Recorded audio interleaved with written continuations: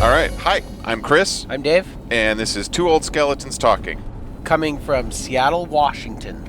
And today we are northbound on Highway 99. We're just about to get on the viaduct part of it, and then we'll go through downtown, heading up towards, I don't know, Shoreline? Yeah, so true. What's the topic, Chris? Today's topic is a you-centric topic that you don't know is coming. The topic is broken bowling balls. Broken bowling balls. Well, I mean, I think about the trebuchet. That's it. That's the subject. So we're going to talk about the trebuchet. Okay, all right. Because that's the only time I've ever seen a bowling ball break in half. Break in half, yeah. So, you built the trebuchet with Bill in, what, like 98? Something like that? No, it was when I was already working for the suburban department, because I can remember driving around at night. There were some kind of big fields in that area, thinking, okay, I wonder if we could get away with shooting this off in that particular field or that particular field. So it must have been, I think it was post-2000. And it was hard when I was doing police work. I wasn't working on any projects, and I always still have that drive to make, to build things, right? Sure. And like you, to just build crazy things too, right? I mean, that desire to build that, you know. I just remember watching a show on a Nova episode where they were building a giant medieval trebuchet just to see if it would truly like knock down a castle wall. Right. So I saw that and I just thought, that's what I want to do. I want to build one of those trebuchets. And I had this tiny little basement shop, which I think at the biggest was maybe 8 foot by 10 foot. I mean, tiny little shop. I couldn't stand up in it. No, it was terribly small. But it's all I had to work with at the time.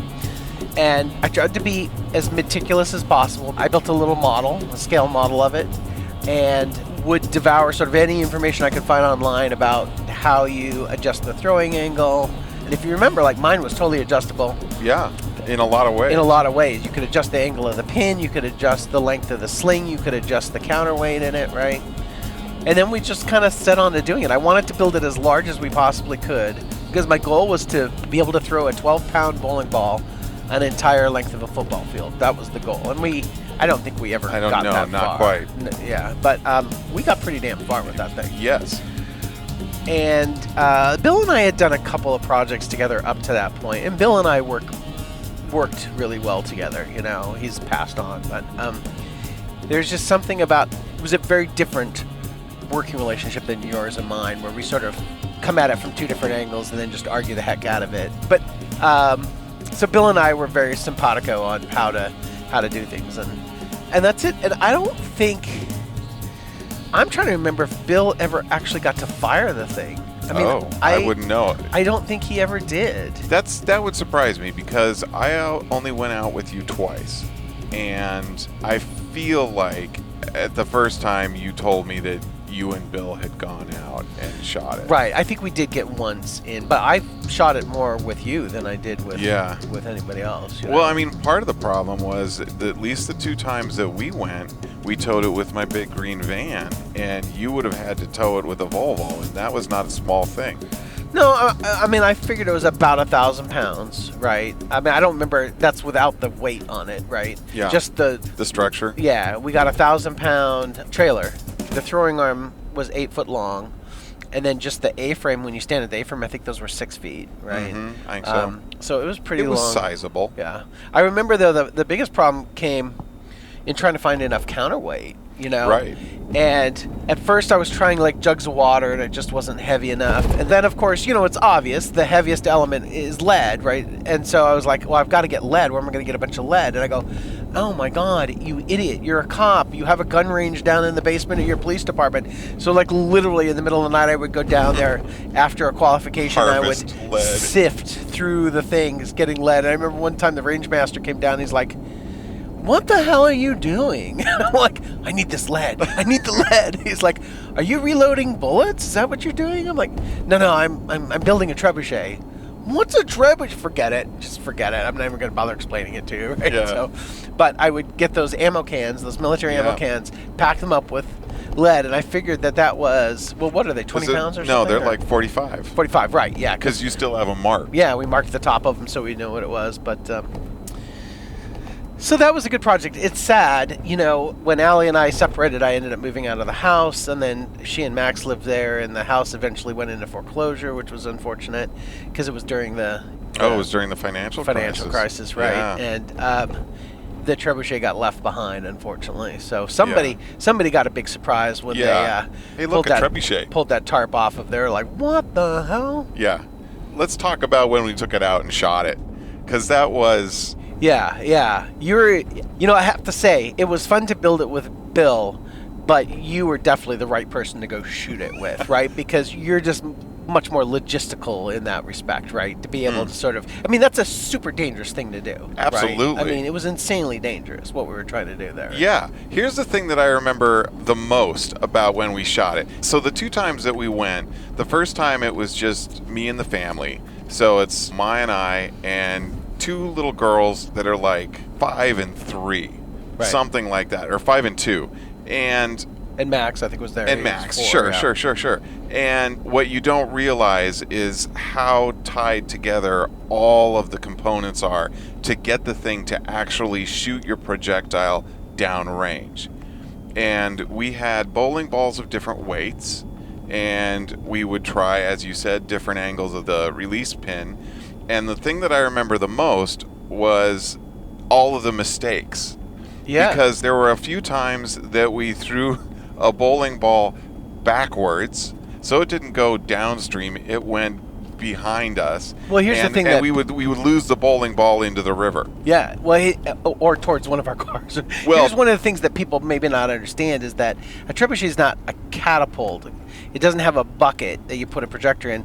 You put it in a sling, which is like a little fabric cradle, and then as that throwing arm goes, it actually takes that sling and it swings that thing all the way around, and at any point that ball could fall out of that sling and go anywhere within a 360-degree arc. Right. So. And the most dangerous one was the time that it threw a bowling ball straight up in the air.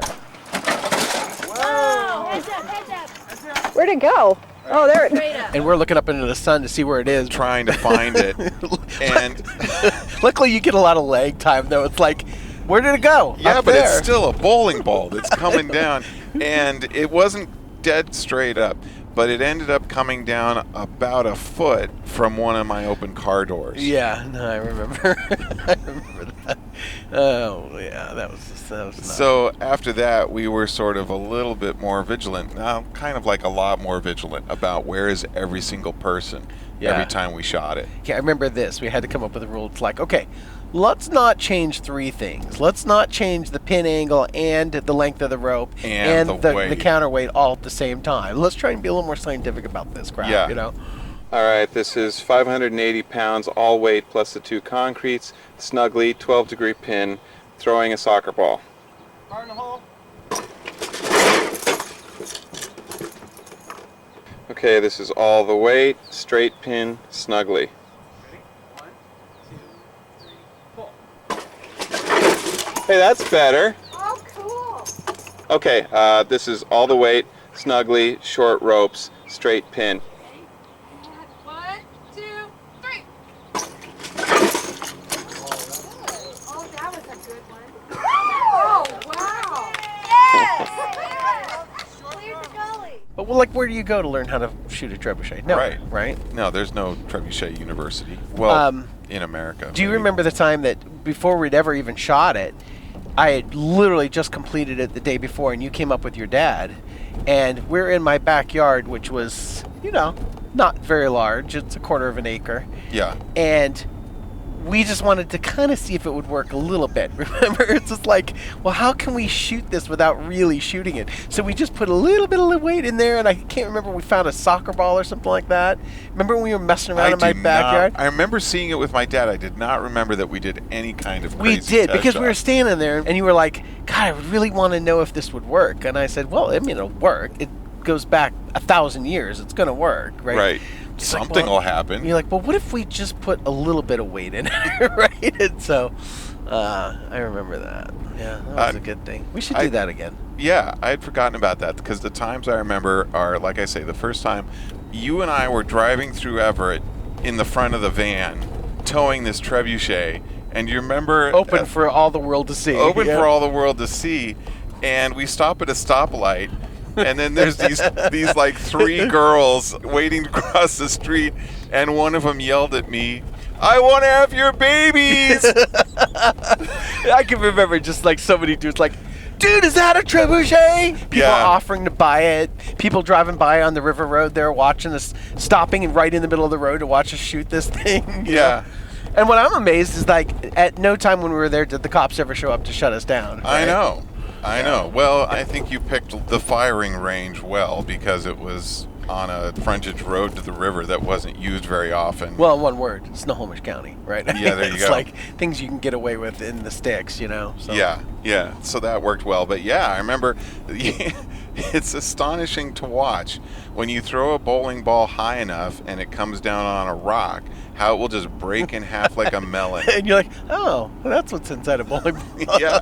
This is Psycho 8-pound ball, all the weight plus about a 10-pound rock, 35-degree pin, receiver modified, long lines made longer with 1 carabiner, which is a little shorter than the last throw, and the seatbelt sling.